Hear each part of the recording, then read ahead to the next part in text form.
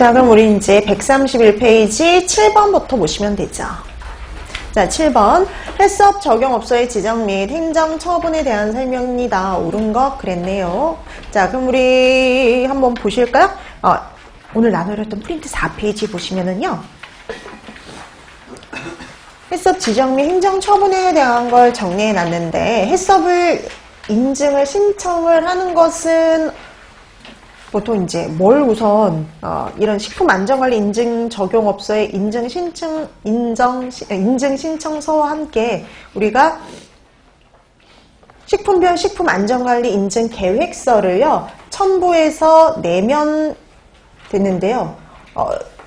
이런 업무를 위탁받은 기관이 있어요. 그래서 인증 식약처에서 직접 하는 게 아니라 이거를 업무를 위탁받은 기관이 있죠. 그 업무를 위탁받은 기관이 맨 끝에 나와 있죠. 제34조에 보면 식품안전관리 인증인 적용업소에 관한 업무를 위탁받은 기관, 가장 대표적인 게 한국식품안전관리 인증원이라고 보시면 돼요. 자, 이런 한국식품안전관리 인증원 같은 경우에는요. 여기에서 담당하는 업무들이 이렇게 쭉 나와 있죠. 그래서 거기 인증과 관련 업무, 인증과 관련 업무도 다 여기서 담당을 하고요. 그 다음에 해썹과 관련된 전문 인력을 양성하고 교육하고 훈련하는 거. 아까 그 해썹과 관련된 교육 훈련을 실시하는 거, 추진하는 거 바로 이런 곳입니다. 그 다음에 또 뭐와 관련된 거냐면 해썹 적용업소의 공정별, 품목별 유해 요소 분석이라든지 그 다음에 정보를 수집하고 제공하고 홍보하는 거, 그 다음에 조사, 연구 사업을 하는 거 이런 것들도 다 이렇게 식품안전관리 인증원 같은 곳에서 담당하는 거죠. 그 다음에 행정처분과 관련된 것들도 한번 보세요.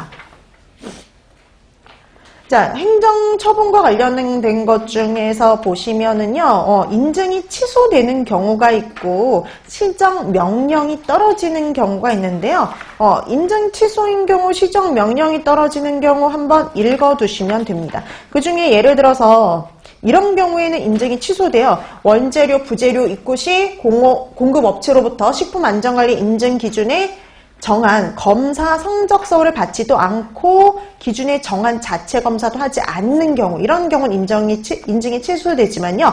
맛처럼 식품안전관리 인증기준서에서 정한 제조 가공 방법대로 제조 가공하지 않는 요 정도의 경우에는 시정 명령이 떨어집니다. 그래서 인증이 취소되는 경우하고 이게 시정 명령이 떨어지는 경우하고 여러분들이 좀 구분을 해두시면 될 것 같아요.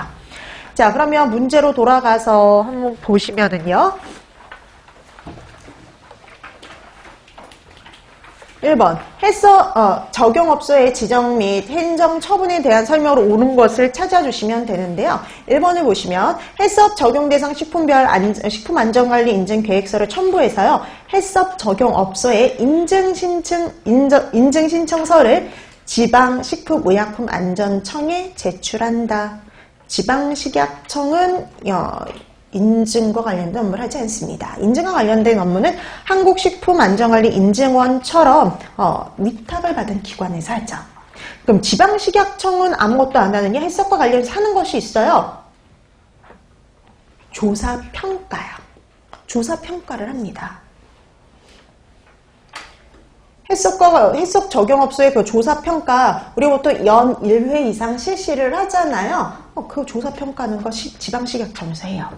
그 다음 2번, 지방식약청은 지정받은 해썹 적용업소의 해썹 준수 여부를 연 2회가 아니라 가장 기본은 연 1회 이상이 기본이죠. 1회 이상 조사평가하도록 하고 있습니다. 자, 그 다음에 3번, 해썹 적용업소의 영업자가 지정받은 식품을 다른 업소에서 위탁을 해서 제조, 가공하는 경우 있죠? 이런 경우는 인증이 취소가 되죠. 그 다음에 4번, 식품안전관리 인증 기준 적용업소가 아닌 업소에서 안전관리 인증 기준 적용업소, 해썹 적용업소라는 명칭을 사용하면은요, 3천만 원 이하의 과태료에 처해진다. 우리나라 과태료에는 3천만 원의 과태료가 없습니다. 과태료는 500만 원, 300만 원 두 가지가 있는데요. 여기는 500만 원 이하의 과태료에 처해져요.